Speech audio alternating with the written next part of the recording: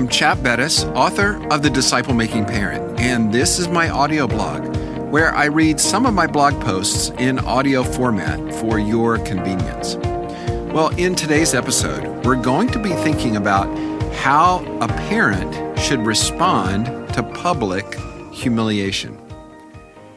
You know, it happens to every parent, but it comes when you least expect it. I know it did for me. You might call it total public humiliation. That may sound like a humorous term, but it's actually no laughing matter. It's embarrassing or shocking. Initially, you might imagine the toddler meltdown at the grocery store, but that's not what I'm talking about. I have in mind the older child, a teenager or young adult, who is seemingly well-behaved. They don't have an attitude of rebellion on the surface, but then some secret sin is exposed. Maybe it has to do with the internet or social media. Perhaps it's an offense so grievous that school officials are involved. Maybe you have to sit down with other parents. The transgression is horrifying to you. They sinned for all the world to see. The question is, what will you do in those moments? Like most families, ours has had those moments. Yours will too. God pulls back the heart's cesspool cover, and the filth is obvious for all to see. What will we do? Well, the best time to prepare for that moment is now, right now, before it happens. There are multiple possible reactions. One, we could minimize it. One reaction is to downplay the sin, to try and sweep it under the rug.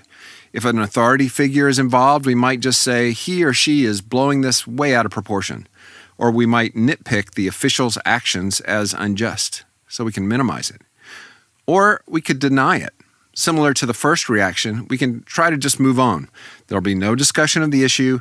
Discussing awkward sins is just simply too difficult. So rather than talking about it, we move directly to punishment. We can yell at them.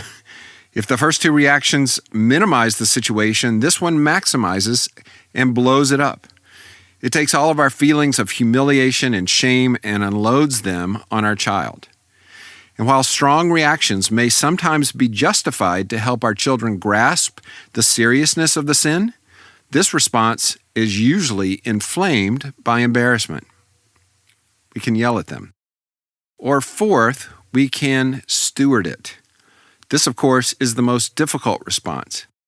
After taking a deep breath, we can ask, how can we bring the gospel to bear on our hearts and on our child's heart that's just been exposed? Well, here are 5 ways we can steward this crisis well. Number 1, gain God's perspective. God has given you a moment where secret sin has been exposed. He knew about it all along, and out of His loving discipline, He's revealing it now. This moment is His grace to our children. We now have a unique chance to walk them through true repentance. We can speak of God's grace in revealing the sin and wanting to work on their character, and we can walk through full repentance and restitution. So, number 1, gain God's perspective. Number 2, thank God for it. Now, I realize this might seem unrealistic. Thank God for the sin, for the humiliation, for the fact that the whole church knows about your child's rebellion? Yes, we can and should thank God. He's graciously pulled back the illusion of secrecy.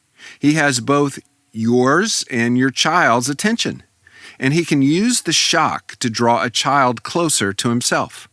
Which would you rather have, a lukewarm teen with hidden sin, or an exposed, convicted teen who fears God?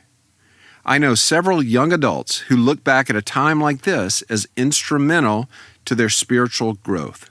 God had arrested their attention. So number 2, thank God for it. Number 3, don't make it about you. As an ashamed parent, it's easy to make the offense about you. Mary certainly did that. You can see that in Luke 2:48.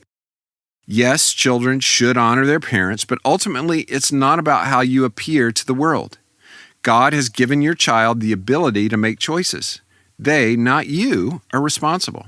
If your ego is so fragile that it's broken by something they do, then that perhaps reveals as much about your heart as theirs.